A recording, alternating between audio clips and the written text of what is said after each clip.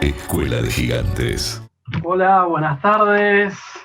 Placer, gusto, alegría de estar de nuevo en este espacio de Radio Presencia, Escuela de Gigantes, historias que transforman y nos dan poder, las claves del éxito, con Rocío Actidana, médica especialista en clínica, con Gabriel Actidana, licenciado en educación física, también especialista en la preparación física y mental.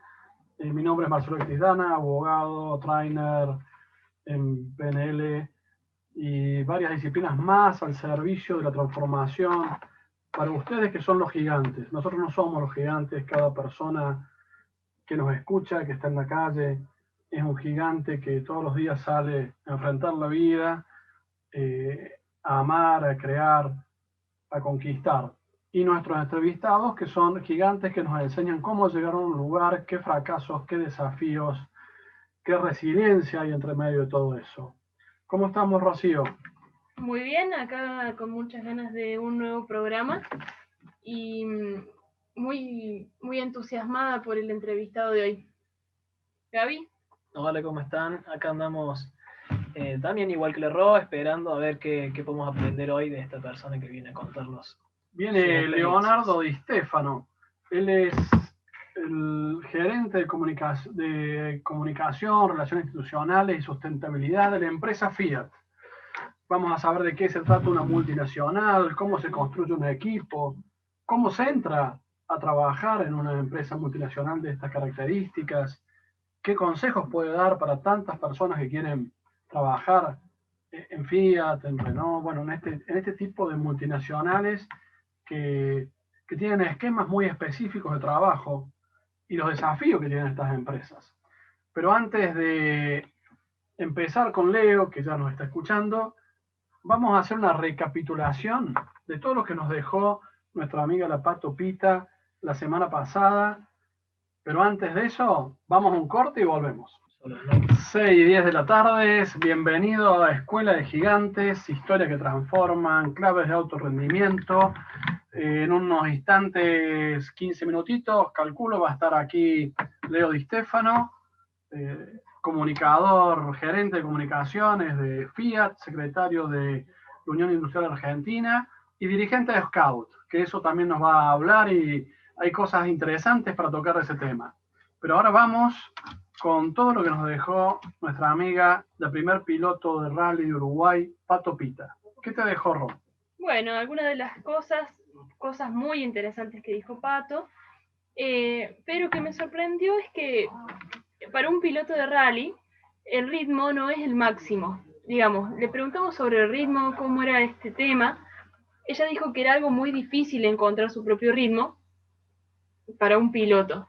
Y cuando le preguntamos cómo es esto, ella nos dijo que es como esa constancia en la velocidad, la constancia en el andar, y que el mejor ritmo para un piloto no es el máximo, que siempre hay que dejar un escaloncito un poquito más. Cuando le preguntamos el por qué, dice, sí, uno no puede estar siempre 100% al máximo. Cuando uno está tan tensionado, tan apurado, se cometen muchos errores y tampoco tiene una reserva para alguna situación de imprevisto. Destaco que para ella, según su perspectiva, los pilotos más excepcionales son los que tienen 3 a 4 ritmos y que lo más difícil, sobre todo, es ir a un ritmo menor del habitual. Que lo más difícil es bajar la velocidad, bajar un cambio. Qué interesante eso, abordándolo desde el punto de vista de algo que hacemos nosotros, que es PNL, Programación Neurolingüística, que la clave de la excelencia es tener la variabilidad, la capacidad de tener muchas opciones. Según John Grinder, el creador de la PNL, con quien tuve la suerte de formarme al nivel más alto de PNL, decía que la genialidad es en realidad tener más opciones que otros. La diferencia entre un Messi y un jugador de fútbol común es que Messi tiene más opciones, más variables. Este concepto de la Pato, ¿no? De que un gran piloto es el que tiene más ritmos, nos está señalando este criterio de que la genialidad es contar con más opciones. Y lo otro, este dicho del Zen, ¿no? De que el arco no puede estar tenso todo el tiempo, porque si no se arruina. tiene que ver también con esto de tener una sola velocidad y al máximo normalmente produce estragos en la conducción. He entrenado pilotos y al principio justamente sucede esto. Tengo varios pilotos de rally, de pista, el concepto de ir a fondo, ¿no? Y justamente la maestría es regular tu energía también en la vida. Tenés que regular tu energía, tus tiempos, como la vida, que tiene su primavera, su verano, su otoño, su invierno. Qué difícil, ¿no? Bajar un cambio, muchas veces nos cuesta arrancar, pero también a veces nos cuesta frenar. Uno cuando tiene un objetivo en la vida, por ahí es como que le ocupa toda la cabeza y es lo único que hace, lo único que piensa, y a veces se olvida de bajar un cambio, bajar la velocidad, como también nos decía el Alicancio, de la velocidad en la vida. El aflojar, relajar, disfrutar, que muy posiblemente terminemos teniendo mejores resultados al bajar un poco el ritmo que al llevarlo al máximo todo el tiempo. Hay tantas cosas que uno va aprendiendo y juntando de estas entrevistas. Una de esas es el manejo del tiempo en el cerebro. Esta capacidad de distorsionar el tiempo para ser más eficiente. Tinelli nos decía que esos minutos, esos segundos a veces, o arriba el auto, parecían horas. La Pato nos contó lo mismo. Incluso la diferencia de ritmos mentales entre cuando ella hacía alta competencia atlética, corría 100 metros, y la de subirse a un auto, donde esa variabilidad del tiempo, que es psicológica, tomaba otra dimensión. Hay otro aspecto interesante que contaba la Pato, de esto de tener la atención fija en el camino, pero a su vez también fija en lo de afuera y en los datos que te daba el copiloto. Algo nos comentó el Ale también de eso, pero el alto rendimiento implica esta doble atención, la atención focalizada en lo que estás haciendo y la atención en el entorno. El poder desarrollar esta doble atención es una virtud de la alta competencia y de las claves del éxito también. En relación a eso, está bueno pensar un poquito también cómo está constituido el cuerpo, ¿no? Y tenemos un cerebro con dos hemisferios, donde uno está más preparado en cierta medida como para lo analítico, para lo focal, por ejemplo, con esto de prestar atención a una sola cosa, y después tenemos otro hemisferio que está más preparado para lo que es lo integral, para la multisensorialidad, y lo mismo con los ojos. Tenemos la visión central que focaliza en una cosa y después la visión periférica que ve todo al mismo tiempo. Esta alternancia entre el foco y la periferia también conlleva un ritmo. Y saber manejar ese ritmo de la atención, a su vez, lleva a que podamos mejorar también el ritmo con el cual nos movemos, con el cual pensamos, con el cual nos emocionamos y todo lo que nos va pasando. Y volviendo un poquito a esto del ritmo, qué poco entrenado que tenemos nosotros el ritmo. Cada uno anda en su ritmo, acelerado o lento o lo que sea, pero nunca prestamos atención al ritmo de los otros. Entonces nunca coordinamos ritmos entre nosotros. Esa capacidad creo que también es algo que tiene que ver con la empatía quizás y es algo que me parece que es re importante para cualquier tipo de actividad. Qué interesante. Y por ahí lo más interesante para la gente de esto es que esto se entrena, ¿no es cierto, Gabriel? Se puede entrenar. Tal cual, o sea, en definitiva lo que haces es aprender a integrar sensaciones, como hablábamos la otra vez. Por ejemplo, nosotros cuando caminamos tenemos un patrón de marcha que tiene un ritmo. Izquierda, derecha, el brazo derecho y el brazo izquierdo van en coordinación con las piernas y con los brazos, ¿no? Entonces, a medida que nos vamos cayendo y vamos aprendiendo, como decía Masabeo en uno de los programas, vamos desarrollando el ritmo óptimo de relación entre brazos y piernas, que después lo podemos acelerar o lo podemos ralentizar. Pero la diferencia entre los patrones son generalmente los mismos, hasta que rompes el ritmo y empezás a correr y entra un ritmo distinto. Entonces es como que cada ritmo tiene un nivel que una vez que se rompe ese ritmo pasa a uno más alto o a uno más bajo, pero que te obliga a cambiar el patrón. Claro. Hay un libro maravilloso que se llama Mapas para el éxito, de Gabriel Lerroth, que nos habla de esto. Contanos algo de eso. Mapas para el éxtasis. Mapas para el éxtasis. Sí. Básicamente el libro está muy bueno porque habla de liberar el cuerpo y plantea que tenemos 5 ritmos distintos, que son los que están en una ola. Cuando se empieza a acumular el agua, se empieza como a acelerar todas las partículas, empieza a crecer la ola, ese sería el segundo ritmo, se rompe, entra el caos de la ola, donde el ritmo ya es como mucho más intenso, y después empieza a ralentizarse hasta que entra en un estado de calma y un estado de paz.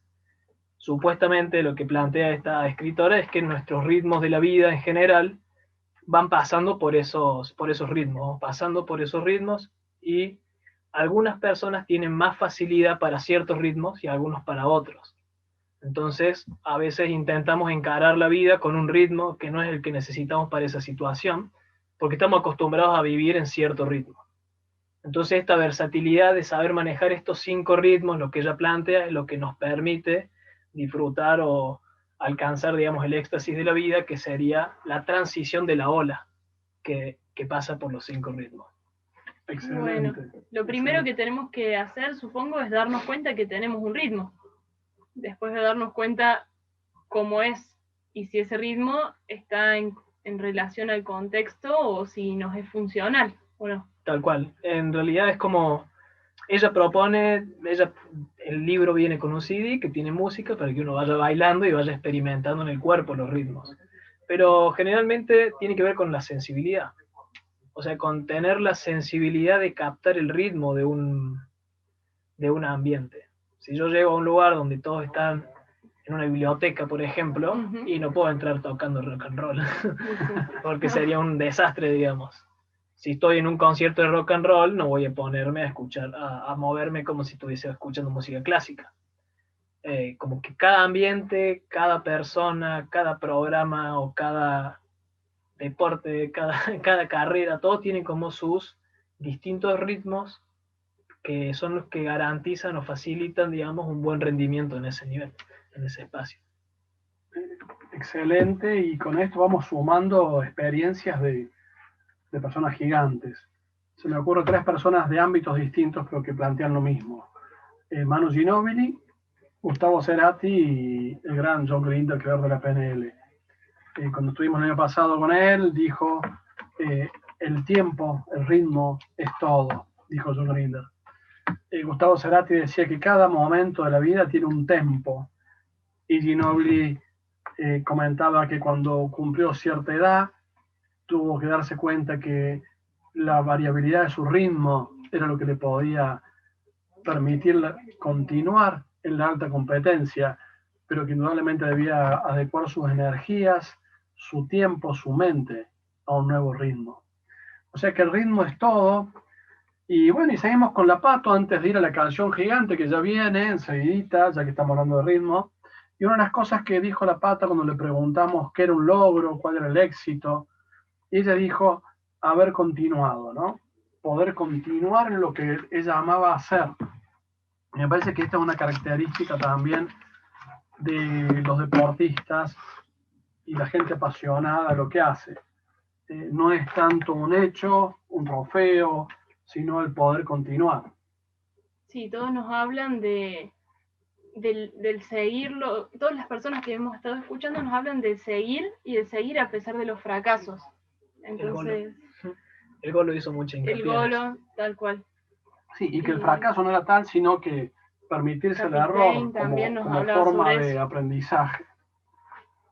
También me pareció muy interesante el tema de la misión, que es un tema que venimos tocando en este programa muchas veces, y en el caso específico y concreto de la Pato me pareció muy interesante que cuando yo la entrené a ella mentalmente aquí en Argentina, su misión era ganar en el rally, ganarse un lugar, y por las vueltas de la vida y allá en Uruguay, y ser la primera mujer en correr rally, empezó a tener la misión de ser como un ejemplo de lo que se puede hacer. Y hoy contaba que muchos deportistas, especialmente mujeres, le escriben de cómo hacer, cómo empezar, cómo continuar algo y que eso la llenaba. Y las misiones, como siempre digo, que he aprendido, es un llamado que viene de afuera. No es fruto del ego, sino que es un pedido de tu comunidad que te dice, mostranos tu mejor parte y cómo podemos igualarla, ¿no? Otra de las cosas de las que hablaba, le preguntábamos qué era lo que le gustaba del rally, y entre otras cosas decía esa sensación de que controlas todo, pero a la vez no, que todo el tiempo están cambiando las circunstancias, cambia circunstancias del auto, cambia la calle, cambia el clima de un momento para el otro, de un día para el otro, y está bueno saber que hay cosas que controlamos y cosas que no, y sin embargo uno debería enfocarse o tender a enfocarse en lo que puede controlar. Cuando uno va manejando el auto y te cambia el clima, esa no es una circunstancia que dependa de uno, pero bueno, ella está al volante y ella es la que puede ir tomando decisiones en función de eso. Lo otro lindo también que nos dejó es la frase de su padre, ¿no? De cuando se da vuelta en su primera carrera, destroza el auto y la preocupación de cómo iba a pagar eso y qué iba a hacer, y se comunica con sus papás y le dice, mirá papá, el problema es este, y el padre le dijo, hija, despreocupate, nunca levantes, anda para adelante, ¿no? Tal cual. Esa frase de nunca levantes se refería a nunca levantes el pie del acelerador, así que seguí para adelante. Y ella hablaba también de que valorar cada una de las instancias por las que tuvo que pasar le daba mucha fuerza para seguir. Entonces, como esa frase de valorar da fuerza. Qué bueno eso, qué bueno. Y eso es tomar nuestros logros y llevarlos hacia adelante. Enfocarse siempre en los logros, en los pequeños pasos que diste, aumenta tu fuerza. Bueno, se podemos seguir contando muchas cosas más, porque fue una charla hermosa, como con todos los entrevistados, todas las personas que vinieron a este espacio. Pero bueno, ya tenemos pronto el invitado que está esperando, así que vamos a la canción Gigante y después nos vamos a encontrar con Leo y Stefano. Bueno, para la canción Gigante de hoy les traemos Un beso en la nariz de Adrián Berra. Este es un autor bonaerense, pero que decidió asentar su vida, como algunas de las personas que también hemos entrevistado, en Córdoba, a nivel de las Sierras Chicas. Puntualmente él está viviendo ahora en Agua de Oro. La canción es muy linda, nos habla también de las circunstancias por ahí que no podemos controlar o que nos preocupan o que tenemos alrededor y las emociones que vamos sintiendo en relación a eso. Nos dice que hay cosas, que las cosas van a pasar, que las cosas que no entendemos ahora, más adelante las vamos a entender, que lo que entendemos más adelante quizás no lo entendamos. Piensa menos y vive más, es una de las cosas que repite. Lo que me pone de mal humor hoy está de más, y reír, hace mucho hincapié en el reír. Así que bueno, vamos con esta canción. Gran abrazo, Mauro, también a Nadia Miti, a Woman Drive, a Sparring. Y bueno, ya estamos con nuestro invitado en Zoom, ya le vamos a dar la bienvenida. Antes tenemos unas palabritas de Álvaro Espinosa, el creador de la serie Pulseras Rojas y libros maravillosos. Bueno, en relación a esto de buscar tu propio ritmo, hay creo que una frase que dice: los grandes genios piensan igual, ¿no? A todos los grandes gigantes que hemos ido entrevistando nos llegan más o menos las mismas enseñanzas de todos lados. Y bueno, me acordé de una frase de un libro de Álvaro Espinosa. Este es un autor español con una vida muy, muy larga y de mucho aprendizaje. Él escribió un libro que se llama El Mundo Amarillo. Este autor tuvo cáncer, un tumor en la pierna, con el cual luchó desde los 14 hasta los 24 años, y escribió este libro que se llama El Mundo Amarillo, pero él dice que debería llamarse Cómo sobrevivir a la vida a través del cáncer. Y nos transmite ahí sus aprendizajes, una de las cuales es: busca tu manera de caminar, busca tu ritmo. En relación a todo esto que venimos hablando, y él nos da 3 pautas. La primera es que hay que buscar una respiración, enfocarse en la respiración. Dice, ¿cómo lo hago? directamente entrando y expulsando aire, nada más. Buscando cuál es la manera de respirar que te define. Dice, no intentes encontrarla en un día, date una semana como mínimo, presta atención y disfruta con este juego. Después de eso es la respiración en movimiento. Deja que esta forma de oxigenarte dé nuevas alas a tus pies. Camina rápido, despacio, de puntillas, todo lo que necesites. Finalmente darás con tu caminar, lo notarás. Primero respiración y después ponerla en movimiento. Y por último, camina y disfruta de ese sentimiento. Un poco en relación a lo que hablábamos de la empatía, la contemplación, el mirar en nuestro entorno y relacionar nuestro propio ritmo con sus alrededores. Dice, disfruta de este sentimiento durante media hora. El sentimiento de felicidad puede transformarse en risa. Eso que sientes es el material del que está hecha la risa. Ríete, sonríe y decídete por una forma de emitir el sonido de la alegría. También encuentra tu propia risa.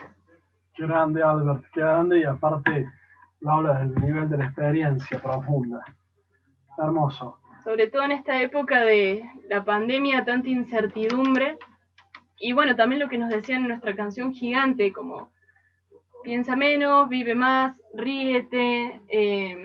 Hay cosas que podemos controlar, cosas que no. Algo que podemos controlar es nuestra respiración, nuestro movimiento, nuestro caminar.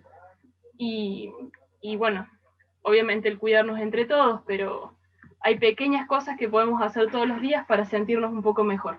Hermoso, Ro, y si tuviera que dar una definición de cuál es el más alto rendimiento, es la felicidad.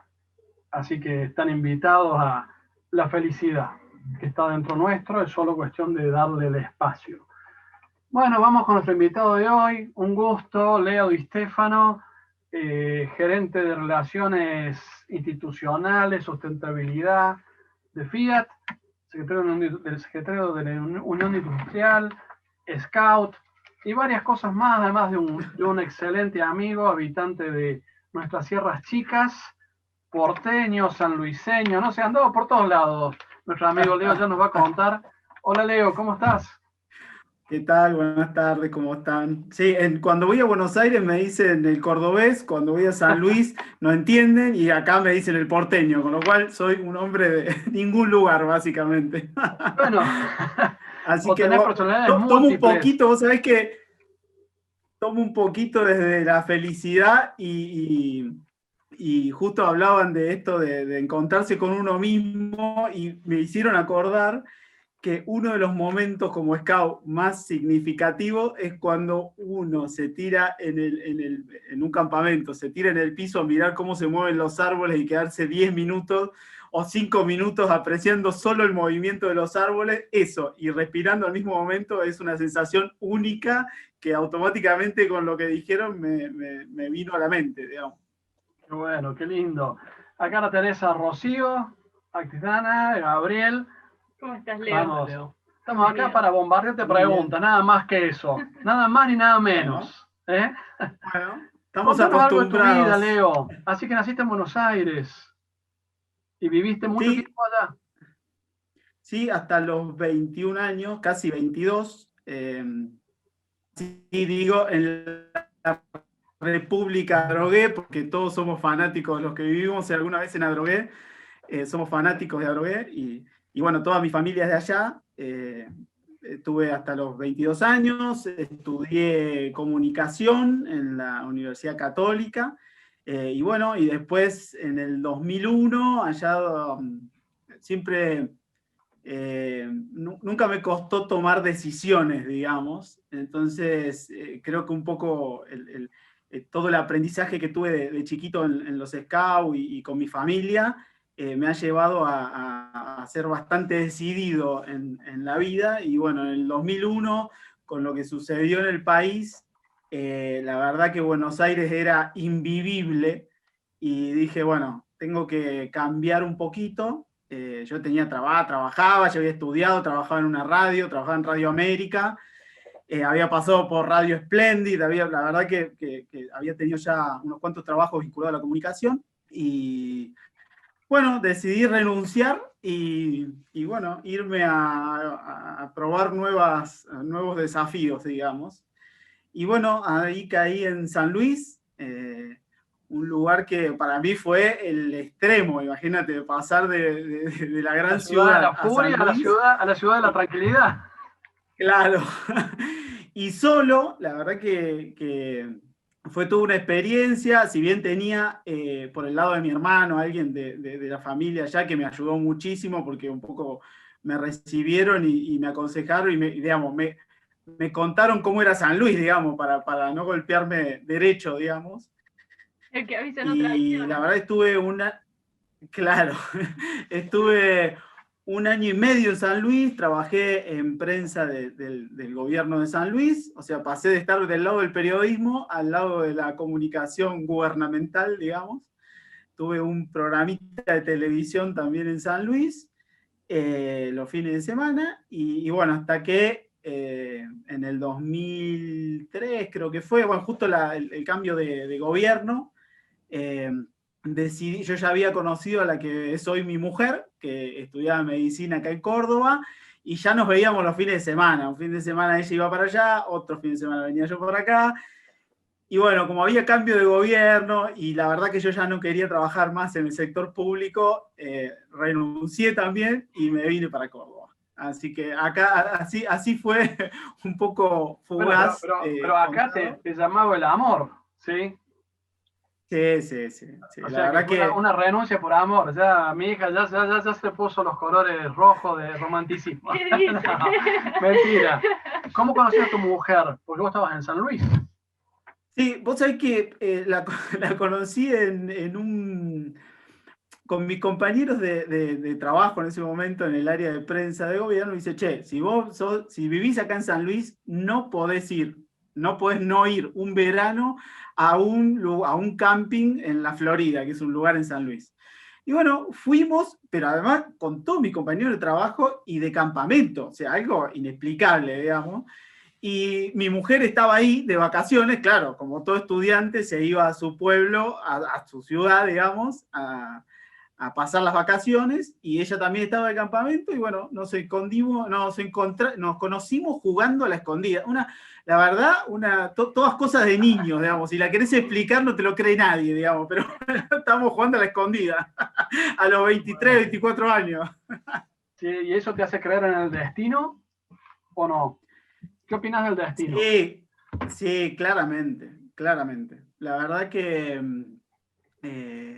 sí, yo me pongo a veces a repasar todas las cosas digamos, que he hecho y cambiado decisiones y cosas para llegar a donde estoy, dije, claramente esto estaba marcado, digamos, porque siempre me considero, y en comparación al resto, que uno siempre desmerece la suerte. Yo toda la vida dije, che, a mí es bueno ser alguien con suerte, como que genero eso, ¿entendés? Yo siempre soy como agradecido porque siento que tuve mucha suerte, que tuve muchas oportunidades, que supe aprovecharlas, pero que no todos tienen oportunidades y que para eso estamos, digamos, para generar oportunidades y tratar de que aprovecharlas, digamos, ¿no? Eso es lo que... y bueno, siempre soy convencido de eso, que nos va bien, a mi familia nos va bien, porque estamos tratando de generar oportunidades en el resto y generarnos oportunidades nosotros mismos, digamos. Eso estoy convencido de eso. Excelente, compartimos esa creencia. ¿Y cómo llegaste a Fiat, a ese cargo, y qué significa estar a cargo de la comunicación de una empresa tan importante como Fiat? Sí, mira, cuando llegué a Córdoba, tomo un poquito más atrás. Estuvimos, bueno, nada, todos los que trabajamos en comunicación sabemos que es muy difícil encontrar una posición en un diario, digamos, todo se basa por relaciones. Y bueno, llegar a un lugar nuevo, sin conocer a nadie, la verdad que era difícil. Entonces, bueno, tuve un negocio, pusimos con mi mujer un negocio, una despensa en el centro de Córdoba, pero sabiendo que ese no era mi lugar. O sea, yo me levantaba todos los días de mi vida pensando en qué voy a hacer para no hacer lo que me gusta, digamos. Entonces lo tomé como algo pasajero Y dicho y hecho, a los 6 meses, 7 meses, logré contactarme con el dueño de una revista acá en Córdoba, que justo la había vendido, y estaba por generar su propio medio de comunicación, que es hoy Infonegocios, al cual me sumé, y vos sabés que no me olvido más, porque eran tal mis ganas. Yo a ese entonces, cuando yo ya entré a Infonegocios, yo ya tenía una hija. Digamos. O sea, en el transcurso que yo me vengo a Córdoba, mi mujer quedó embarazada, digamos.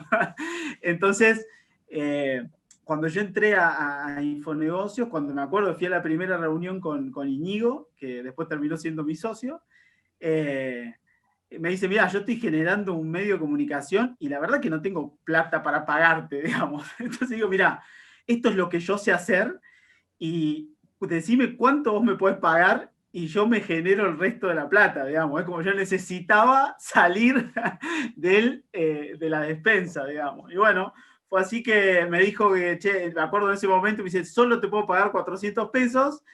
Y yo pagaba de alquiler creo que 500 o 600, que en ese momento me ayudaban mis suegros, ¿viste? Cuando una familia recién está arrancando, hay que remar, ¿viste? Y bueno, empecé a trabajar y a los 2, 3 meses cerramos el negocio porque ya me iba bien y al año y medio me terminaron asociando y bueno, la verdad que tuve en Infonegocios una escuela de vinculación muy grande en Córdoba y me permitió no solo como se especializa en información de negocios, entonces conocí muchas empresas, muchos empresarios. Y bueno, la persona que tenía mi posición actual en ese momento, en el 2007, por ahí, yo ya hacía 3 años que estaba, 4 que estaba en Infonegocios, 3 años que estaba en Infonegocios, iba a ser legislador provincial, fue el primer legislador provincial como candidato de Luis Juez, digamos. Él dejaba su posición y entraba a la legislatura y me dijo, che, yo veo en vos posición, digamos, veo que podías ocupar mi posición. Y bueno, me puso en una lista con otras 3 personas, o 2 personas más, y bueno, me convocaron de FCA y fue de Fiat, y fue toda una decisión, porque imagínate, yo en mi vida había trabajado en relación de dependencia, en una planta, en una industria. Es como si, che, vengo de la comunicación, siempre en radios, en tele, en cosas de comunicación, pero nunca en una fábrica. Digo, yo a los 3 días me había aburrido, digamos. Además, no sé nada de auto más que poner la llave y prender el auto, digamos. Es como...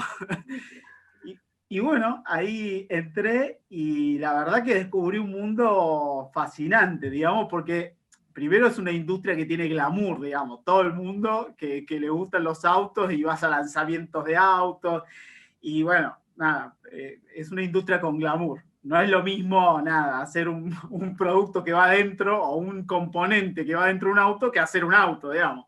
Entonces, comunicar sobre eso es muy divertido y además me permitió vincularme con mucha gente. FCA es una empresa, digamos, que está desde el año 50 en Córdoba y tiene una importancia, una relevancia por lo que implica, por lo que implicó, por el desarrollo metalmecánico de la provincia, y lo que significa para la provincia en cantidad de gente que mueve, de puestos de trabajo, de el cordón, digamos, en la cadena de valor con los proveedores, digamos, el impacto, cualquier cosa que sucede en la planta es o noticia para Mario Pereira en Cadena 3 o salimos en tapa de la voz del interior, digamos. Entonces siempre está bueno los desafíos que te plantea trabajar en una automotriz así, con los problemas que tiene eso también, digamos. Hay que ir pasando, hay momentos buenos como todo, como el país y como la industria misma. Hay momentos muy buenos y momentos que hay que sobrellevarlos, y ahí es donde mi posición toma más relevancia, digamos. En los momentos complicados del país o de la industria es donde hay que trabajar más fuerte todavía. ¿Y en qué sentido trabajar? Porque vos trabajás más hacia afuera o hacia adentro de la empresa. Todo, en realidad, si vos decís, mi función es hacia afuera, es todo lo que sucede de cualquiera de los 7 portones de FCA para afuera es mi problema. Pero lo cierto que hay un gran trabajo interno que hay que hacer, que primero para unificar criterios, digamos. Vos imagínate que en una planta que trabajan 3.500 personas entre proveedores adentro de la planta y afuera, vos tenés 3.500 voceros hoy. O sea, cualquier cosa que sucede, todos lo saben.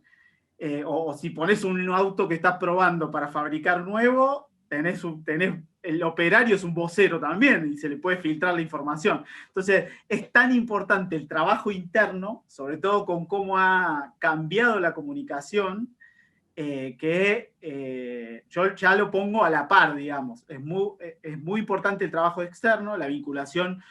Mi trabajo es la vinculación con todo, con las instituciones, con los periodistas, con los gobiernos, con las fundaciones, todo lo que tiene que ver de la puerta para afuera pasa por mi área. Pero hacia adentro es un trabajo importante porque hay que unificar criterios y saber y decir, che, bueno, acá tenemos que estar, no, ojo, trabajamos mucho con el riesgo de cosas que pueden llegar a salir, digamos, ¿no? Y de la planta, que tampoco hay tanto misterio, pero hay veces que las necesidades de una compañía no son las necesidades del resto, digamos. Entonces, cuando nosotros supongamos, pongo un ejemplo, cuando nosotros suspendemos, que es algo bastante común en una industria, porque capaz que no llega un componente, para alguien de afuera es, nada, una noticia, pero para la gente que trabaja dentro de la planta, son 3.500 familias que no van a trabajar, digamos. El impacto es muy... Por eso te digo que muchas veces para alguien de afuera dice,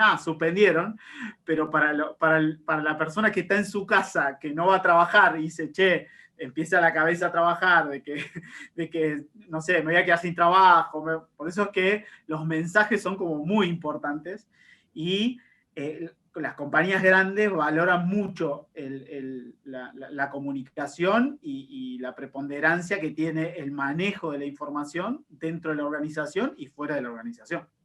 Vos sabés que lo que estás contando me hace recordar algo que siempre me cuenta mi esposa, que le mandamos saludos, María Eugenia, está escuchando, de la historia de Peter Drucker, que lo contrata General Motors, porque tenía un problema General Motors, que era que sus empleados, por más que tenían beneficios y tenían todos los servicios, todo a su favor, pero especialmente descuentos en los autos, compraban Ford.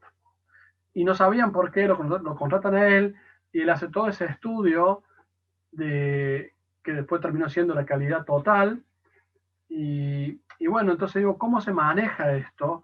Ellos sentían que eran números para General Motors, que no eran vistos, que no eran mirados como personas, sino como un engranaje más. General Motors no toma el trabajo de él, y sí después lo toman los japoneses y explota la industria japonesa en base a los principios de Peter Drucker. ¿Cómo se trabaja eso con el personal en áreas que son tan complicadas como una línea de montaje, para que se sientan parte, para que su trabajo diga, no solo estoy manejando un robot o algo, sino que pertenezco a algo donde soy mirado, donde soy reconocido, percibido? ¿Cómo se trabaja eso? Vos sabés que a mí me pasa que hoy cambió tanto eso que siempre se habla, no sé si es porque tenemos en el fondo un espíritu italiano, digamos, que es como, parece, a ver, suena trillado decir una familia, pero la verdad que hay muchas cosas que se manejan muy parecidas a una familia, con lo bueno y con lo malo, ¿no? Con las discusiones hasta con nada. Pero hoy los operarios o los colaboradores, cualquiera sea, son tan exigentes. O sea, si yo te contara las cosas que van ellos solos a los concesionarios para ver cómo los vendedores venden el auto que ellos hacen. O sea, a ese nivel. Entonces, están tan comprometidos y no lo digo porque trabaje en FCA, sino que yo incluso hasta admiro esa situación. Es como decir, che, que un producto que hacen 325 de esos por día, o sea, es como que sigan durante 1 año y medio o 2 que tiene ese auto ya desde que empezó a fabricarse hasta ahora, con el mismo compromiso y mejorando todos los días, no solo su línea de trabajo, porque nosotros no solo trabajamos en la mejora continua del producto, sino que además en el trabajo y en la posición de trabajo de una persona. Entonces, tenemos propuestas de ellos mismos, casi 1000 propuestas anuales para mejorar las posiciones de trabajo. Y eso hace optimizar en tiempo, optimizar en calidad, en posición, economizando también, digamos. Tenemos casos increíbles. O sea, que es una empresa dinámica al aprendizaje, al cambio y a lo que cada uno puede aportar. Sí, y además es una industria que está obligada a hacer eso, digamos. Nosotros estamos dentro de una industria que en los próximos 10 años tiene que cambiar rotundamente. O sea, hay pocas industrias que cambian tanto, digamos, con la tecnología, cambiar la matriz productiva, cambiar la matriz energética, digamos. Ahora vamos todos hacia el auto eléctrico. Bueno, hay que cambiar, digamos. Por eso se están dando fusiones en el mundo y son industrias que requieren mucha inversión. Y la inversión no solo está dado en máquinas, sino en personas. O sea, no hay tantos países en el mundo que tengan la capacidad para fabricar autos. O sea, no es tan fácil fabricar autos. Y además el tiempo de poder desarrollar un producto forma parte de la inversión. O sea, no es lo mismo que tarden 2 o 3 años en desarrollar un producto en un país que tarden 6 meses menos. La inversión es totalmente diferente. Entonces, eso es lo que capitalizamos, un poco Córdoba, por tener desde la escuela de aviación, desde la fábrica militar de aviones, con Renault y con Fiat, que están desde los años 50, digamos, hay un expertise productivo que eso hace que seamos muy competitivos a la hora de tener un proyecto, más allá del tipo de cambio, que a veces puede, obviamente, que influye, pero tipo de cambio, inversión, dólares, pero en tiempos somos capaces de poder desarrollar productos en tiempo récord y mucho más rápido que el resto porque tenemos esa expertise de muchos años de trabajo con la industria, digamos. Qué interesante lo que decís, que para mí, en cierto modo, no es una novedad, pero sí para muchos, pero no es una novedad, porque cuando yo estaba en el tango, entrenando mentalmente los pilotos de tango, de TC y de rally, había un especialista que era Carlos Andreas, que manejaba toda la parte eléctrica de los autos, y charlando con él un día, porque fuimos al TC en ese momento, y me dice, no, digo, ¿por qué hay tanto fanatismo acá de los autos? Porque en realidad no es a mí una pasión, especialmente en turismo, en la competición en pista, ¿no? Y él me dice, Marce, dice, Argentina está entre esos pocos países del mundo que crea vehículos, que puede generar este tipo de competencia. Dice, la calidad de los mecánicos, diseñadores, programadores, dice, de Argentina está entre los 10 mejores países del mundo. Dice, y esto no es fácil. Y ahí yo tomé conciencia, esto que vos estás diciendo, de que tener una industria automotriz no es tan fácil y que no pasa en todas partes del mundo, y por ahí no nos damos cuenta nosotros de este nivel de excelencia, de calidad, de competitividad. Lo damos por hecho, como tantas cosas, ¿no? Sí, claro, claro. Vos sabés que ahora con la pandemia nos pasó, tengo un par de ejemplos fenomenales, porque, claro, primero paramos la planta, nos suspenden a todos, qué sé yo. Claro, vos sabés lo que es tener 300 ingenieros parados sin hacer nada, no hay posibilidad. O sea, a los 3 días ya tenía estallado el teléfono, o sea, necesitan hacer cosas.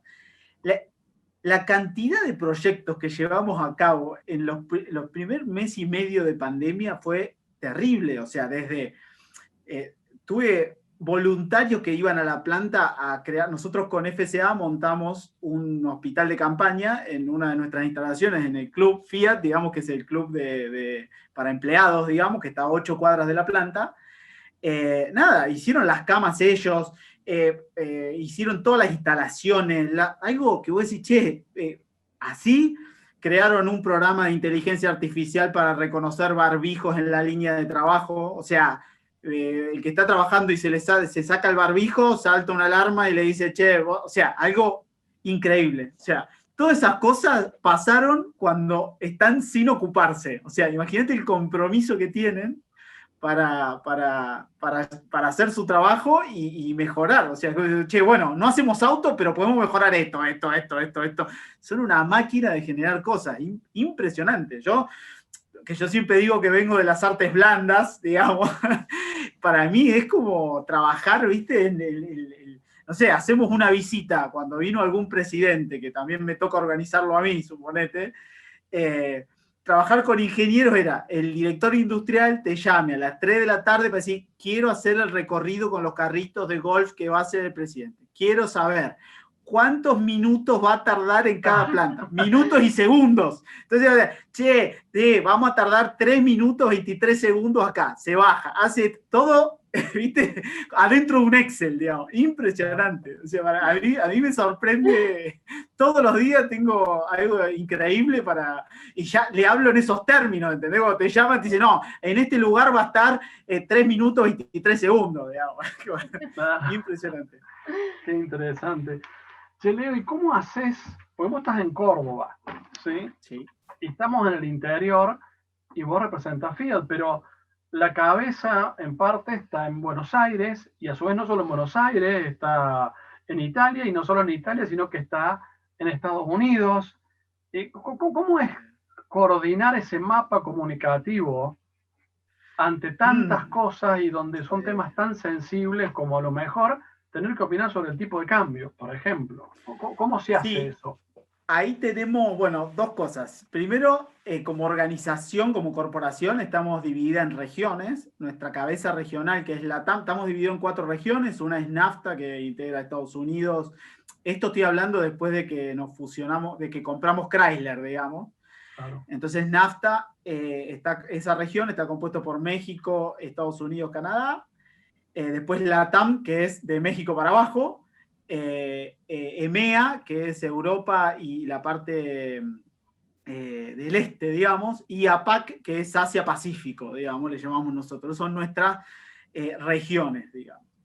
Hay una cabeza regional, que es un CEO regional, y todas las áreas tienen dependencia de ese CEO regional, digamos. Hay cosas que hacemos que son transversales mundialmente, y cosas que son regionalmente, digamos. La sustentabilidad claramente es internacional, digamos. Nosotros no hacemos por país políticas de sustentabilidad. O sea, es la misma política en todo el mundo. Entonces, todos los KPI, o los indicadores, todo eso son regionales y mundiales y los integramos todos juntos. Después, en lo que es comunicación, sí, cada país tiene sus matices, porque claramente no es lo mismo comunicar en Estados Unidos que comunicar en la Argentina o en Brasil, digamos. Pero bueno, ahí por eso tenemos dividido lo que es comunicación producto y comunicación corporativa. Lo que es comunicación producto está 100% enfocada en los autos, en saber cuántos caballos, promocionar los autos. Y la comunicación corporativa ya un poco más en el negocio y en la corporación en sí, digamos. Que ahí sí nosotros contamos con la suerte de contar con un accionista, tenemos la suerte de contar con un accionista a nivel internacional, que es Cristiano Ratazzi, que mi área reporta directo a él, digamos. Un área que él tiene como mucha competencia porque tenemos a cargo las relaciones con los gobiernos, sobre todo. Entonces, bueno, tener un presidente de la empresa como Cristiano nos facilita mucho las cosas, porque somos una empresa abierta, hablamos, decimos, somos comprometidos, digamos, o sea, es muy diferente tener un ejecutivo que capaz corra como más riesgo ante decir cosas que tener un presidente que es accionista. La verdad que si hay algo que hay que destacar es que bueno, el presidente de la empresa a nosotros como área nos facilita muchísimo el trabajo, digamos. Y además es un personaje divino para charlar y para planificar cosas, digamos, ¿no? Así todo, el CEO que tenemos, que es el director general, también, que es el que nos pide los resultados, digamos, ¿no? El CEO es el que te pide el resultado, decir, che, tengo que salir tanto con la comunicación, tengo que entablar esta conversación con el gobierno. Bueno, depende de la necesidad del momento, digamos. Hay algo que me estás planteando que me resulta interesante y no lo había pensado sobre tu función. Primero, antes de eso, me parece muy valiente Ratazzi, muchas veces ha dicho cosas que no han gustado y la empresa se ha jugado en decir cosas, bueno, como corresponde, ¿no? Pero es una empresa que en definitiva lo que se ha ganado, se lo ha ganado por esfuerzo, por trabajo, por liderazgo, por innovación. ¿Tu trabajo se mide por el error más que por el éxito, o no? ¿O me estoy equivocado?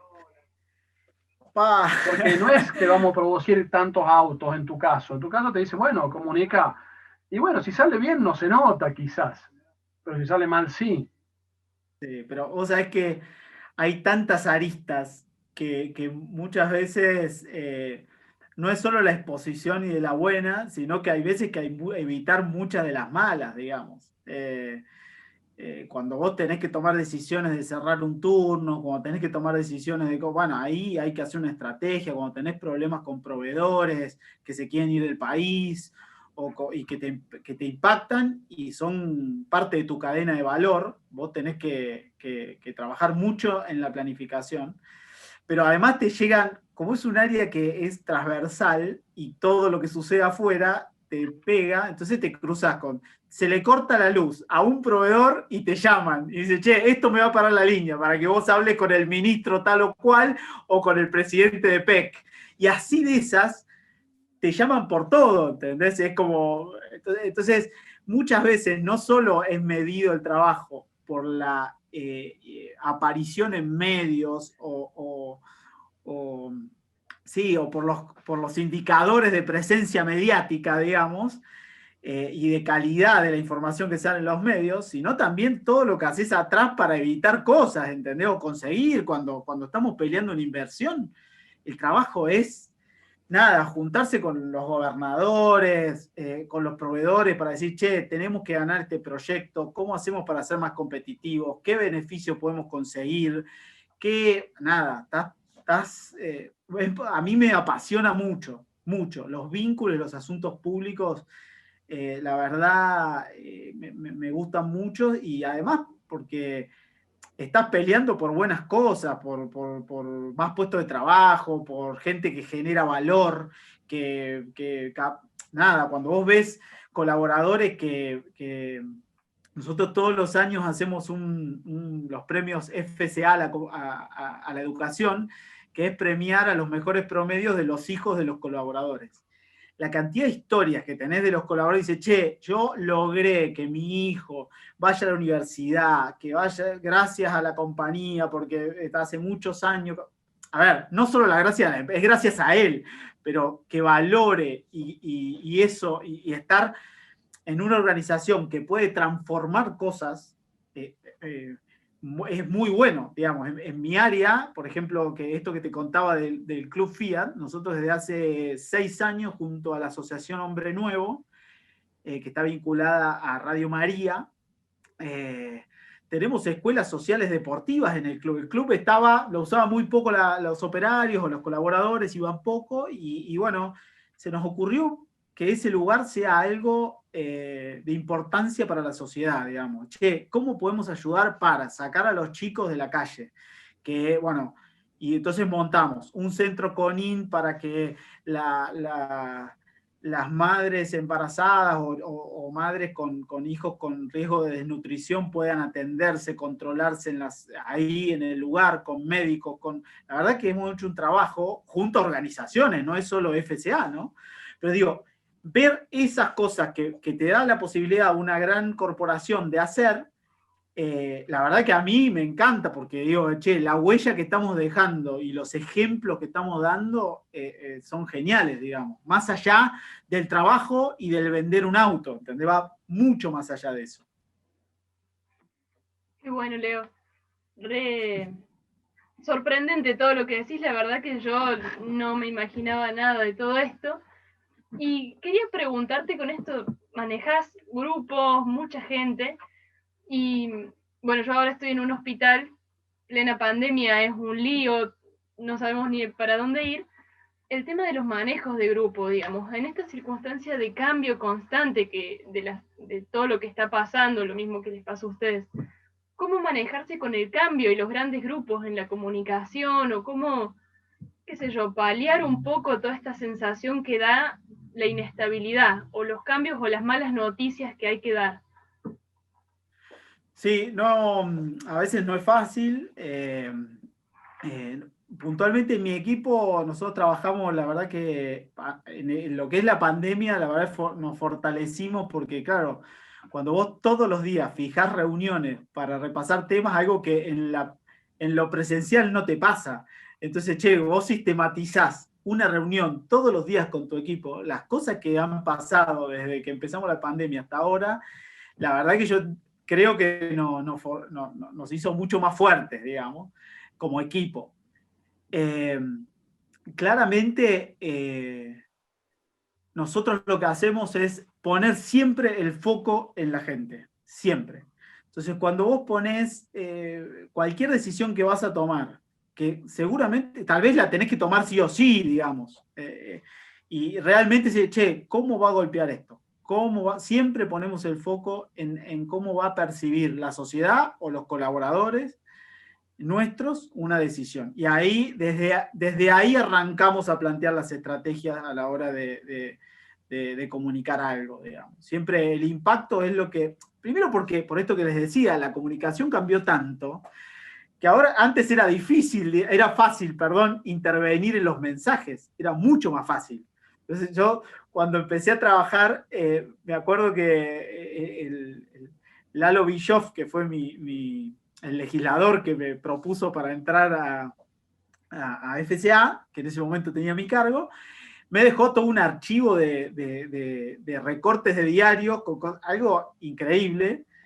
Claro, revisando, primer mes, nada, necesitaba ganar historia, ¿entendés? Entonces me leí todo, agarré el archivo, taca, taca, taca, taca. Encontré un artículo de La Voz del Interior de los años 70, donde el gerente de Relaciones Institucionales le avisaba a La Voz del Interior que se iba de vacaciones. O sea, imagínate, digamos, se va el gerente de vacaciones, esa era la noticia. Entonces, de ahí a hoy, que no podés intervenir en el mensaje, que sucede algo en la planta y un operario le avisó a la mujer y la mujer le mandó un mensaje a Mario Pereira, o sea, tenés que anticiparte en todo, digamos. Entonces estás todo el tiempo midiendo riesgos. Por eso con el equipo hacemos un gran entrenamiento en eso. Es decir, che, esto ya ni siquiera hacemos pruebas, no hacemos globos de ensayo. Todo tiene que saberse antes, digamos. Es mucho más el trabajo anterior que hay que hacer para los mensajes que todo el resto. Por eso es que estamos todos casi entrenados en ver los riesgos antes de cualquier cosa, digamos. Trabajamos mucho sobre eso. Claro, sí, es muy complicado. Ahora que cada uno tiene una voz, está bueno, porque también uno aprende mucho y se va mejorando todo el tiempo, pero también pasa algo y ya se sabe en todos lados y empiezan, qué sé yo, o las quejas o se da lugar a un montón de otras cosas, entonces sí, en eso es bastante difícil. Sí, por eso también, incluso la comunicación, ¿no? La comunicación con los colaboradores, es decir, nos ha pasado de, no sé, estar esperando, para que se den una idea, nosotros recibimos en la planta entre proveedores nacionales e importados, sí, del exterior, unos, no sé, 100 camiones diarios, digamos. Puede pasar que un camión no llegue y tengas que parar la línea. Entonces, comunicarle eso a 2.000 personas que capaz que están en la casa y le tenés que decir, che, no vengas a trabajar, tenés que tener un sistema aceitado, porque no es tan fácil, digamos. Y ha pasado de tener que hacerlo, digamos, de 2 horas antes y tener 0 de inasistencia o de asistencia, digamos, algo increíble, digamos. ¿Y eso cómo lo comunican? ¿Por WhatsApp? ¿Cómo comunicas a 2.000 operarios algo? Sí, primero estamos organizados en lo que llamamos nosotros en UTEs, que son como unidades de trabajo de hasta 6 personas, con un jefe de UTE, y así es todo en escalera, digamos, básicamente, claramente por WhatsApp, pero es todo por escalera, digamos. Vamos, tac, tac, tac, tac, tac, y la verdad que da un resultado, y tenemos algunos sistemas de comunicación que parecen arcaicos, como por ejemplo nosotros tenemos una que es la reunión del buen día, pero claramente es lo más, digamos, lo más efectivo es todos los días. Antes de empezar a trabajar, ese encargado de unidad tiene una reunión del buen día con sus 6 personas que tiene a cargo, para decirle lo que sea necesario para la empresa o nada, pero es todos los días. Entonces vos te generaste un canal de comunicación muy efectivo, porque vos necesitas que tengan información de primera mano. ¿Entendés? No podés, o sea, no es como antes que vos podías, bueno, ahora vamos a hacer esto y nada, te ponías en la línea y pasaba lo que pasaba. Ahora, cualquier error que haya o descoordinación es un impacto en el producto final, en los costos, digamos. Antes la industria se capacitaba sobre la misma línea. O sea, alguien entraba a trabajar y te ponían al lado un chico o te ponías al lado de alguien que sabía y te enseñaba. Ahora, no, olvídate, todos los entrenamientos están replicadas las líneas, tenés capacitación virtual, capacitación de realidad aumentada, nada, lo que te imagines. Entonces, ¿para qué? Para que cuando vaya a tener contacto con el producto, estés 100% capacitado y sepa lo que hay que hacer desde el cero, del minuto cero. Digamos. En eso ya es cada vez mucho más preciso todo. Qué interesante. Ahora nos vas a contar más sobre los sistemas de capacitación, sobre el mundo Scout, que te veo más que como un gerente de comunicación, como un Scout con recursos, con el sueño del pibe. Pero antes vamos a la canción Gigante. ¿Por qué? ¿Cuál es y por qué la elegiste? Y vamos a un corte que nuestro querido director de la radio, Claudio Rivadero, nos dice, vamos a la canción Gigante. Bien. No, a mí me encantan, la verdad que en este momento de tantas pálidas y bueno, y de estar tan, digamos, encerrados tanto tiempo, digamos, elegí una canción de la banda que más me gusta, que son los Beatles, que es Here Comes the Sun, que es, bueno, un poco de esperanza es como que todos los días el sol vuelve a salir, ¿no? Digamos, entonces ahí es como una canción para mí que me alegra. Cada vez que la escucho y esto de la pandemia me ha permitido volver a tomar y hacer un montón de cosas que antes no hacía o que había olvidado. Y bueno, entre esos escuchar a los Beatles y bueno, claramente cuando me pidieron una canción dije, tiene que ser esta. Genial, y aparte es la canción de nuestro programa y con una ayuda de los amigos. Esas son las dos canciones que vamos a la audiencia con Here Comes the Sun. Saludos, te manda acá, saludos Claudito Rivadero. Y bueno, y volvemos en unos minutitos. 7:20 de la tarde y tenemos a nuestro invitado Leonardo Estefano, que nos está ilustrando con un montón de cosas que no teníamos idea. Acá mandan saludos, gente de Villa Los Altos, el señor Mariano y Janina, te mandan muchos saludos. Contanos cómo ingresa alguien a Fiat, ¿Qué necesita para ingresar a una empresa como esa? ¿Se capacita antes? ¿Presenta su currículum? Una vez que entras, ¿se lo manda a un lugar para entrenarse? ¿Cómo funciona eso? Para tanta gente que quiere entrar en una empresa como Fiat, ¿qué consejo le daría? ¿Cómo es la escalera para llegar a ese éxito? Mira, nosotros tenemos un área de selección que incluso en nuestra página pueden ingresar su currículum, donde lo que hacemos es analizar los currículums y cuando hay alguna posición a ocupar, depende de la formación que tengan. Hay posiciones que digamos, que no son necesarias más que el secundario completo, y hay posiciones que son más técnicas y específicas.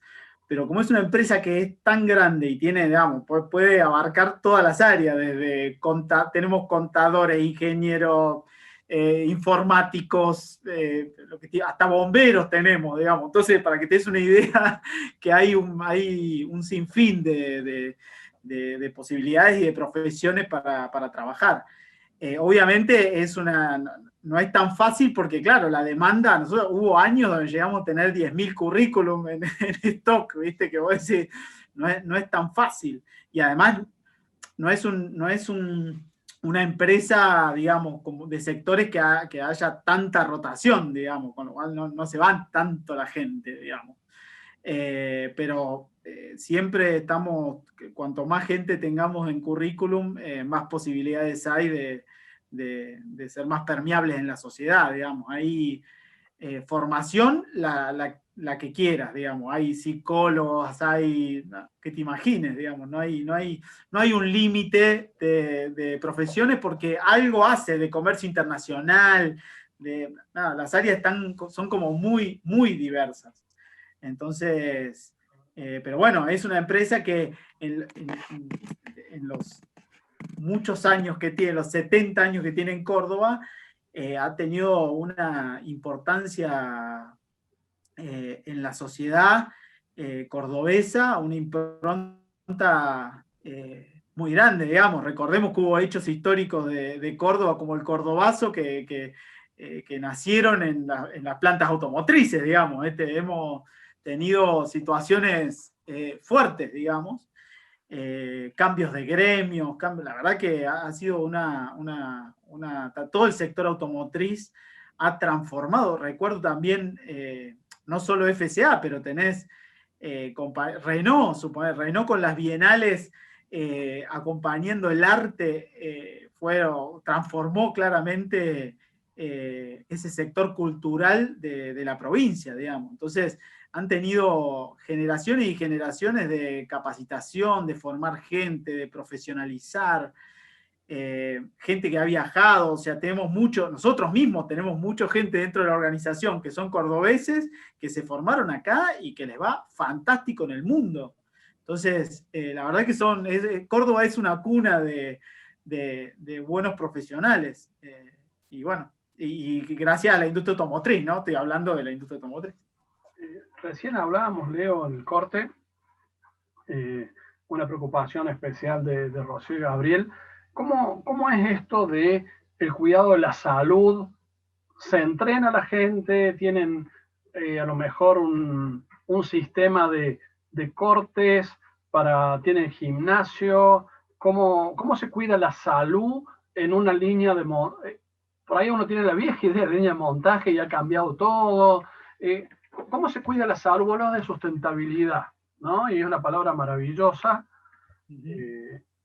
Básicamente el concepto, ¿no? de una ecología sistémica en todo. ¿Cómo se cuida la salud psíquica, mental, física de tanta gente en contextos a veces tan dinámicos y exigentes? Vos sabés que tenemos la suerte de ser una de las últimas plantas que se fabricaron en la Argentina, digamos, que se montaron en la Argentina.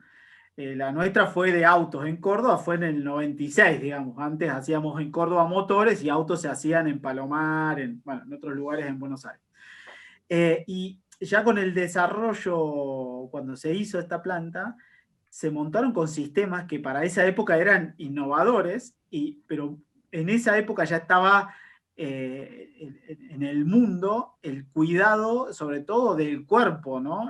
de los colaboradores. Entonces, toda la línea está adaptada al cuidado de las personas, digamos. Eso además ahora, con la tecnología, avanzó muchísimo, pero muchísimo. O sea, ya hoy no tenés personas llevando con la mano una puerta como pasaba antes.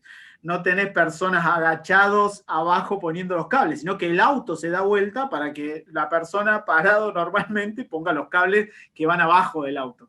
De eso, que es lo más simple, hasta lo que te imagines. O sea, tenés, gente que pone el panel interior del tablero y tiene un carro que lo lleva hasta dentro del auto y lo pone. O sea, en eso evolucionó muchísimo la industria y muchas de las propuestas de posición de que yo te decía de los propios colaboradores que van mejorando, es esto, es la mejora continua de su lugar de trabajo.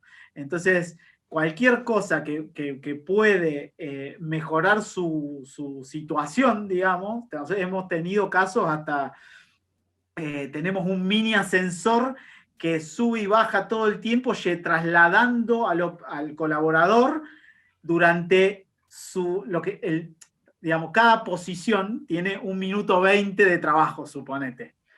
Entonces, la línea va avanzando y vos tenés 1 minuto 20 para poder hacer lo que tenés que hacer en esa posición. Y hay lugares que son más incómodos, y entonces montaron hasta ascensores que van acompañando el auto y él ni siquiera se mueve, o sea, el mismo ascensor acompaña el auto y te va llevando con el auto, digamos. De esas cosas hay muchas, hay, no sé, piernas de metal que te permiten estar contorsionado descansando tus piernas. Nada, por eso digo, para el común de la gente como yo, digamos, los veo y me sorprendo todos los días de las cosas que inventan para mejorar. Y de ver, no sé, realidad virtual, tener gafas que vos estás viendo cómo tenés que hacer bien tu trabajo y te capacita al mismo tiempo. O sea, la misma gafa te está reflejando cómo tenés que hacer bien el trabajo. Algo fantástico, digamos. Y en eso, en la parte que es física. En la parte psicológica, hay mucho trabajo que hacemos con las familias, acompañando a las familias, mucho del cuidado de la gente. No sé, tenemos sistemas hasta, a mí, digamos, hasta para dejar de fumar, digamos. Es algo, tratamos de ser un poquito mejores todos los días, digamos. Y eso se da cuando nosotros notamos que hay 10, 15, 20 o 50 colaboradores en la plaza de descanso externa fumando, decir, che, hay una necesidad ahí. Bueno, buscamos cómo podemos ayudarlos no para que vuelvan a trabajar, sino para que estén en su horario de descanso, en sus 10 minutos de descanso, no estén fumándose un cigarrillo, digamos, ¿no? Cuidando un poquito su salud. Excelente, excelente. Y vos hablabas de, un poco te llenaba este trabajo social que hace Fiat, y eso se enlaza con la misión del Boy Scout. Y hablando con vos personalmente me decías de cómo había influido en tu vida ser Scout y cómo las empresas también buscaban este perfil de persona que se adapta y que trabaja en equipo. ¿Sentís que están alineada esta pasión personal, ¿no? Que ser Scout? No sé dónde estás ahora trabajando en eso con tu trabajo actual. Claro, yo en realidad soy el jefe de la unidad Scout en el grupo Arcani, acá en Río Ceballos. Soy un educador. El escultismo es una educación no formal, digamos, que está muy vinculado a la naturaleza. Pero vos sabés que lo que te contaba el otro día por teléfono cuando hicimos una previa, hace unos años, un grupo de medios que se llama The Economist, que es muy conocido, hizo un informe sobre por qué las empresas eligen ante una persona que no fue Scout y una Scout, ante mismas condiciones, eligen un Scout. Y había 10 ítems, y uno de esos es el adaptarse al cambio. Es el sistema que creó un inglés hace muchos años, que se llamaba Baden-Powell, es un sistema basado en patrullas, en equipos. Y está dividido en edades, y te lo hago simple, ¿no? Porque sería más largo de explicar, pero a medida que uno va pasando o transcurriendo una edad, están divididos de 7 a 11 años, de 11 a 14, de 14 a 17, de 17 a 21. Cuando vos estás en los más chiquitos, suponete que son los novatos, trabajás con un grupo en equipo, en un grupo que se llama seisena. Bueno, y vas aprendiendo jugando, que básicamente en la manada es eso, y hasta que llegás a ser seisenero o subseisenero. Es como las personas que son el ejemplo dentro de esa seisena.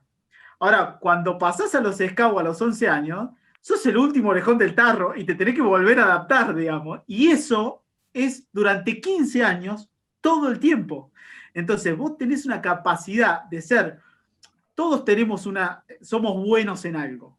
Entonces, y cuando no sos bueno en algo, te adaptás al equipo y que lidere otro que es mejor en eso, digamos. Eso es lo que finalmente estás haciendo durante 15 años. Con lo cual, cuando vos entrás a una organización y hay momentos donde, no sé, estamos, no sé, con compras, el área de compras, con una situación con un proveedor, claramente el que conoce el proveedor es compras y yo me adapto a ese equipo, decir, che, te puedo ayudar en esto, en esto, en esto. Ahora, viene un evento institucional, que viene un ministro o la prensa o qué sé yo, y lo lidero yo y todo el resto de la gente trabaja en ese equipo que estoy liderando yo. Entonces, esa capacidad que no siempre se da y no es tan fácil de conseguir como aprendizaje, sino que alguien que cree que es líder en todo, y no sos líder en todo, digamos. Y yo generalmente promuevo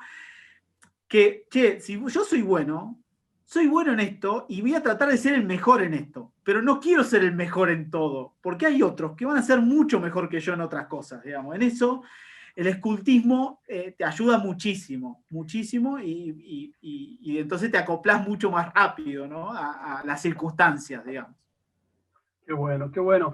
Ya te comprometo para que hagamos un programa sobre los scouts, que me parece que es una herramienta maravillosa para integrar a los niños, a los adolescentes y crear una conciencia diferente, ¿no? En vínculo con la naturaleza. Así que ya lo vamos a programar.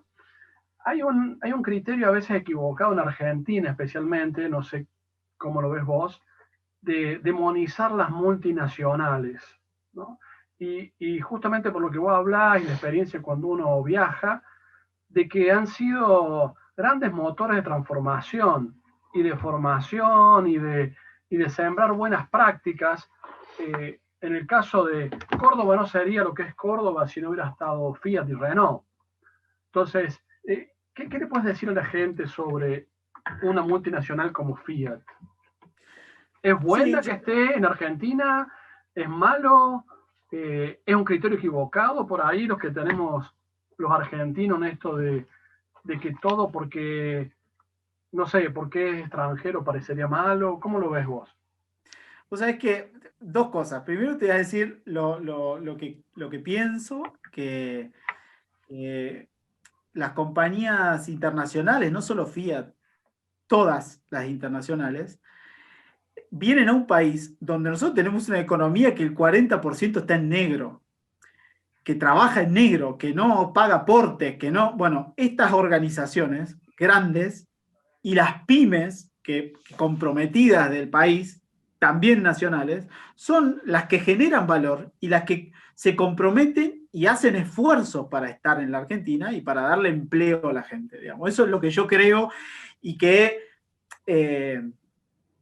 creo que hace un gran aporte esta cultura del trabajo que promueve la empresa, digamos, en general como compañía, digamos, una empresa. Ahora, también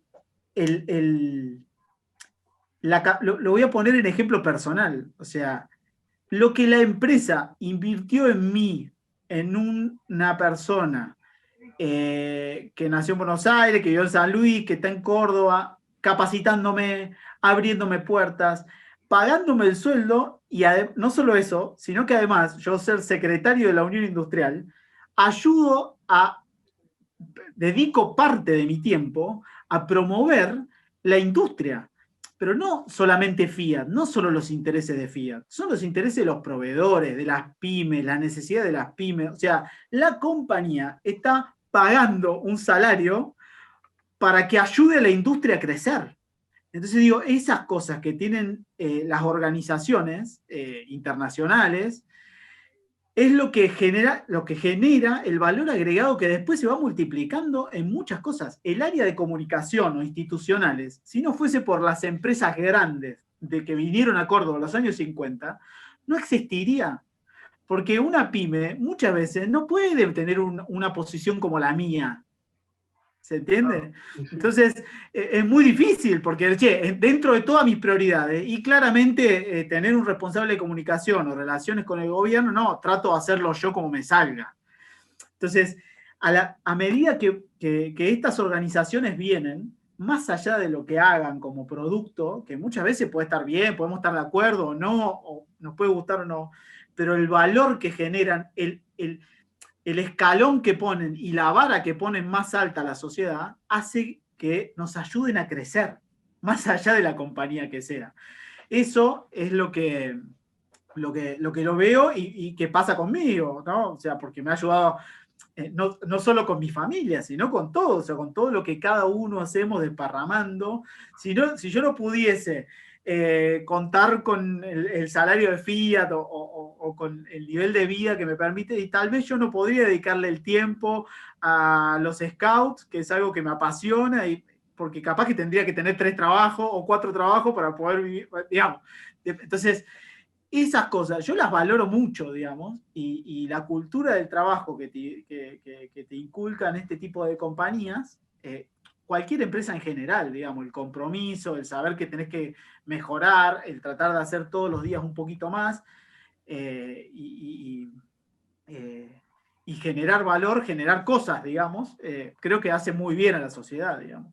Mira, 2 cosas. Una te voy a meter en un brete, pero antes de ese brete, te voy a decir que, por ejemplo, la gente no sabe que gracias a McDonald's, las prácticas sanitarias de la industria alimenticia cambiaron rotundamente. Y gran parte de casi todo lo que se estableció en calidad de conservación de alimentos, higiene y eso, nos viene gracias a McDonald's.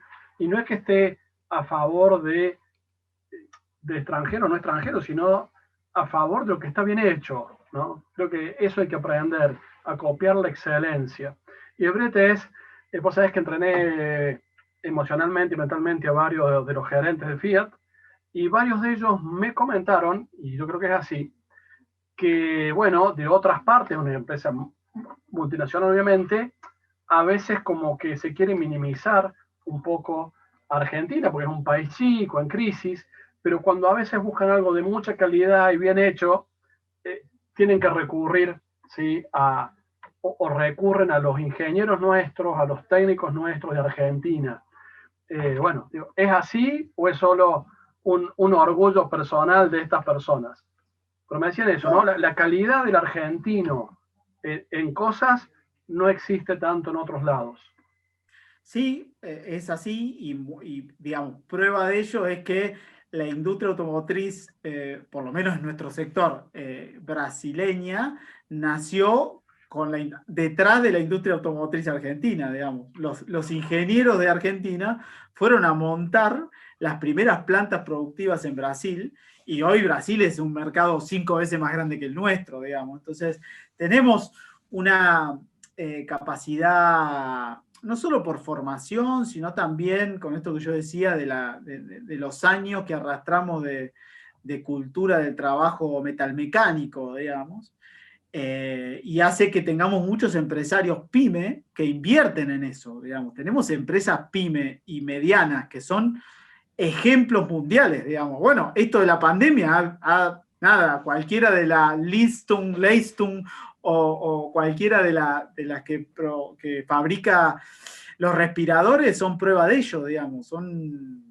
Uno se encuentra en la Unión Industrial, yo por mi función en la Unión Industrial me encuentro con sectores que vos no podés creer que existan empresas y vos decís, che, esto no, y hacen silicona que lo exportan, productos de siliconas médicos que lo exportan a cualquier lugar, a todos los lugares del mundo, y son la segunda compañía a nivel mundial y vos no sabés ni que existe. Y eso se da porque hay un clima de negocio, hay un clima de emprendedor, hay, digamos, inversión de gente, familias cordobesas que invirtieron durante muchos años para tener su empresa y para capacitar a su gente y hacerlos líderes en un montón de cosas, digamos. Por eso tenemos también la industria del software, esto no es solamente promoción.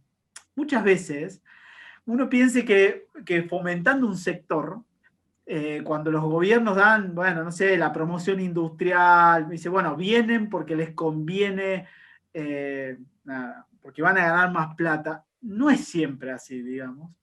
Esto de la cultura, el clima, el tiempo de poder desarrollar un producto menor que el resto, saber que tu inversión la vas a recuperar más rápido, también es un factor. O sea, no deja de ser un factor. O sea, nadie, o sea, si yo te digo a vos, Marce, che, tenés que invertir $50.000 acá o $50.000 en otra, y acá vas a tardar 1 año y allá vas a tardar 3. ¿Dónde lo invertís? Sí, acá. Es así, digamos. Eso es lo que analizan las empresas. Digamos, no, porque además la sustentabilidad, tenemos que ser una empresa solvente para poder ser líderes del mercado, para poder tener a nuestra gente bien, para poder cuidar el medio ambiente, para poder, todo lo que se hace porque tenemos que estar bien económicamente, digamos. Nadie gasta más de lo que tiene, teóricamente. Claro. Bueno, ya estamos casi llegando al final, ¿no? Marcelo se copó con las preguntas, no nos dio No, espacio. estuve muy egoísta, perdón. Yo estoy acá anotando todo lo que te quiero preguntar. Gabriel hace rato está levantando la Hace mano. 2 horas que estoy levantando la mano. Y bueno, está muy No, a entusiasmado. mí me dijeron que no hablaba, Gabriel no hablaba, me dijeron, che, Gaby no habla. Pobre Gaby, tenías una pregunta. Sí, yo tenía una pregunta, bueno, muchas, pero bueno. Estuviste hablando un montón de cosas, entre ellas de tu capacidad de tomar decisiones, de tu pasión por la comunicación, de esta capacidad de adaptarte al cambio que te dieron los Scouts, y sabiendo que hoy el mundo está cada vez más caótico, más complejo, cambia más rápido y es más dinámico, ¿cuáles crees que podrían ser quizás 1, 2 o 3 habilidades a desarrollar para aprender a gestionar o manejarse en un mundo así, que está cambiando todo el tiempo? Sí, bueno, primero esto que te decía de tener la capacidad de adaptarse es lo que, digamos, lo primero que recomiendo, porque los escenarios, no solo en la Argentina, sino en el mundo, cambian rápidamente. Entonces, tratar de ser, obviamente que los cambios, todos somos animales de costumbre y no es tan fácil, pero realmente el primero, por más que seas lento, digamos, o te cueste, pero si sos el primero, realmente marcas la diferencia, digamos, cuando empezás a ver las situaciones desde otro ángulo, ¿no? Uno generalmente a mí me da mucho resultado en los momentos de crisis plena, que cuando todo, viste, cuando se te cierran los caminos, como decís, che, yo ahí, alguien hace muchos años, no recuerdo quién, me dice, che, parate 2 segundos y mirá, subite al bosque y mirá el bosque entero. Y cuando llegás en esa situación límite, decís, che, la verdad que esto, dentro de 2 meses va a ser una anécdota. Y eso a mí, viste, me descomprime a la hora de tomar decisiones muchísimo. Porque cuando uno se pone a hablar y decir, che, para mí hoy es el 100% de mi problema y lo necesito resolver por el espíritu de acción que uno tiene. O sea, uno quiere accionar y resolver. O sea, nacimos para resolver cosas, por lo menos en mi caso. Entonces, cuando algo me supera, viste, me bloqueo. Ahora, cuando subo y miro desde arriba y digo, che, esto dentro de 2 meses va a ser una anécdota, haré lo mejor posible. Y si me va mal, me va mal, digamos, ¿no? Claro, como aprender a, digamos, a disociar un poco y ver el panorama completo, no apegarse quizás tanto al momento del ya, digamos. Sería como ver las posibles consecuencias y quizás no es tan grande como nosotros estábamos pensando a los problemas. Claro, por eso te digo, siempre analizo el riesgo a futuro. Entonces, automáticamente, cuando yo veo que cuál puede ser el peor, digamos, eso es algo que los que trabajamos en crisis en comunicación, siempre estamos analizando, lo tenemos, es como lo primero que pensás, decir, che, ¿cuál va a ser el mal peor? ¿Qué es lo peor que nos puede pasar? Porque nosotros diseñamos escenarios. O sea, yo tengo que preparar a la gente, o a quien estoy asesorando, o a mi compañía, para el peor escenario. O sea, si yo hago una conferencia de prensa con 25 periodistas, yo tengo 70 preguntas. Las 70 preguntas que no me van a hacer, las tengo ya respondidas y se las di al presidente de la empresa para que sepa qué contestar. ¿Entendés? O sea, todos esos escenarios ya los planteé. Entonces, ¿qué es lo que me puede llegar? ¿Qué es lo peor que me puede llegar a pasar? Y entonces, bueno, en 2 meses eso no va a ser nada difícil, digamos, va a pasar, digamos. Pero bueno, estamos todo el tiempo planteando, ¿no? ¿Cómo aprendes a plantear posibles riesgos o escenarios de peligro, digamos? ¿Cómo se aprende o cómo se enseña? Es que en realidad lo que hacemos es crear escenarios todo el tiempo. Es que si, che, yo me voy a sentar, nada. ¿Qué es lo peor que me puede preguntar Marcelo me lo hago todo el tiempo? ¿Qué es lo peor que me puede ser? ¿Cuánto cobras? Y no te lo voy a responder. Y sé que responderte, ¿entendés? Entonces, Claro. estoy todo el tiempo, no sé, pongo un ejemplo, nada, sin sentido. Pero digo, todo el tiempo trato de crear esos escenarios de hasta dónde puedo llegar. ¿Qué cosas son muy importantes no contar o decir por el daño? No porque sean prohibidas, ni no, porque muchas veces decimos cosas que no nos damos cuenta y generan en otra persona un daño, pero significativo. O sea, si yo hoy acá les digo, che, mañana o la semana que viene vamos a parar la producción, tengo 3.000 personas que en su casa se van a quedar sin ir a trabajar y con la incertidumbre que no saben si van a volver a trabajar. Entonces, vos fíjate, una línea puede golpear de una manera a alguien. Entonces, eso me hace plantear escenarios todo el tiempo. Es decir, che, no sé, un periodista me puede preguntar, ¿van a discontinuar la producción? ¿Están peleando un nuevo proyecto? Si les cierran las importaciones del gobierno, ¿qué van a hacer? ¿Se van a ir de la Argentina? Todas esas cosas, ante una entrevista, yo ya la tengo que tener, nada, qué decir, qué no decir, cómo. O sea, está todo planificado en eso. Después te puede salir bien o te puede salir mal, pero achicás los riesgos. Claro, Achicás lo que vos mucho haces los cuando riesgos. subís a la punta del árbol, digamos, y ves el bosque completo y te planteas los posibles riesgos, básicamente es expandir tus opciones. Digamos, generas Claro. opciones para responder a posibles amenazas. Claro. Y muchas veces te va a pasar de que la situación te sobrepasa, porque no todo está en tu poder de manejar, digamos. Vos no podés manejar todo. Entonces, me ha pasado 1000 veces, porque no es que uno está tranquilo. A mí me ha pasado 1000 veces no dormir pensando en el título de un diario el otro día. Me ha pasado. Y sí. Entonces, nada, pero vos decís, y si sale, cuando estás en ese momento, si sale, bueno, sabemos que al otro día va a haber otro diario. Entonces, bueno, veremos. Qué interesante, qué buena onda. Bueno, Leo, nos queda poco tiempo. Una de las cosas que yo quería preguntarte, hablaste sobre el liderazgo. ¿Qué es para vos un buen líder? Para mí un buen líder, trabajamos mucho en eso en la empresa con muchas capacitaciones.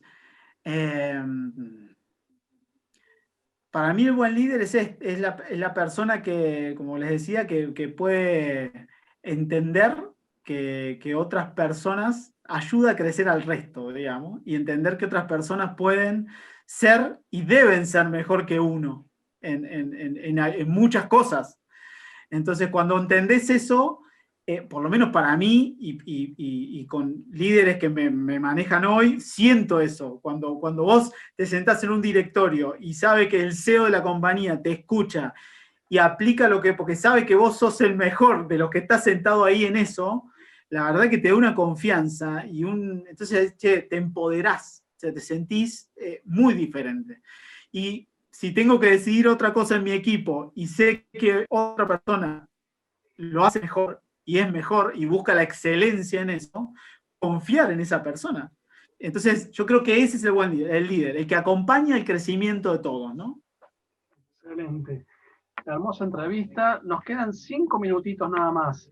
¿Cuál es tu frase GPS para plantearte cuando te viene la crisis, como consejo, cuando decís, bueno, tengo que tener una frase de poder? ¿Qué frase es esa? Bueno, yo parezco muy básico, pero la verdad que tomo una de Baden-Powell, que fue el fundador de los Scouts, que en su última carta, antes de morir, puso una frase muy buena, que la verdadera, es toda una carta larga, pero una de sus últimas frases es que la verdadera felicidad se alcanza cuando uno hace felices a los demás.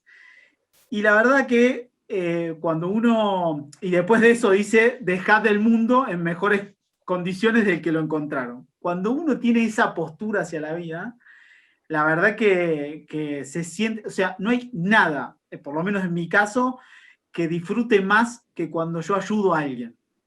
Y veo que crece y la verdad que la sensación es mucho mejor que cualquier otra cosa.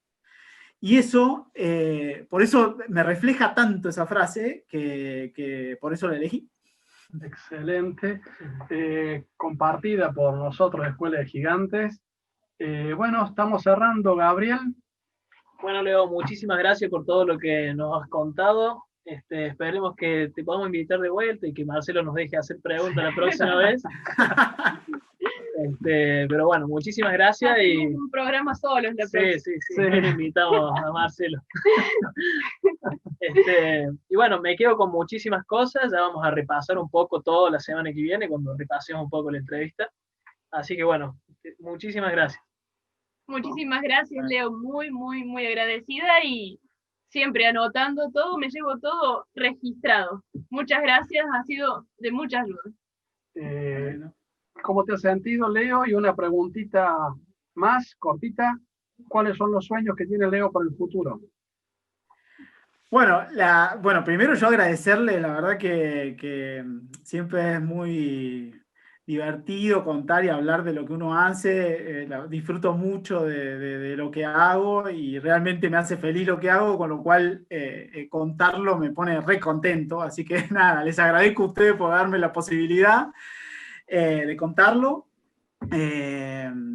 Y mira, para el futuro uno tiene tantos planes, la verdad que,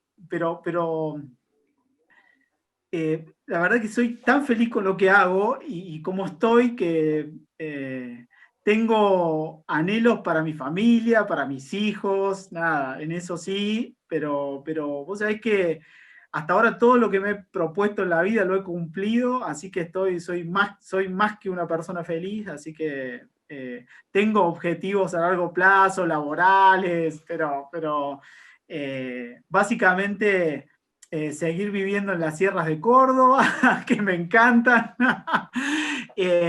y bueno, disfrutar de la vida que estoy viviendo, que la vivo intensamente y la disfruto muchísimo. Bueno, muchas gracias, Leo. Yo también me sentí muy contento. Ahora voy a recibir retos por haberme apoderado de... He sido un mal líder, no dejé que los otros hablaran. Pero bueno, me entusiasmé. Aparte, el tema de empresas también es algo que me apasiona. Estuve como ayudante de cátedra 4 años en sociedades del derecho. Así que bueno, muchas gracias, Leo. Gracias a la audiencia por seguirnos. Nos pueden ver después en YouTube, Escuela de Gigantes, entrevista a Leo Di Stefano. Gracias, Claudio. Gracias, Martín. Saludo a Gastón y a todos. Nos vamos. Nos vamos. Hasta acá llegamos con Escuela de Gigantes. Muchas gracias a Radio Presencia y bueno, nos vemos y nos escuchamos el próximo miércoles.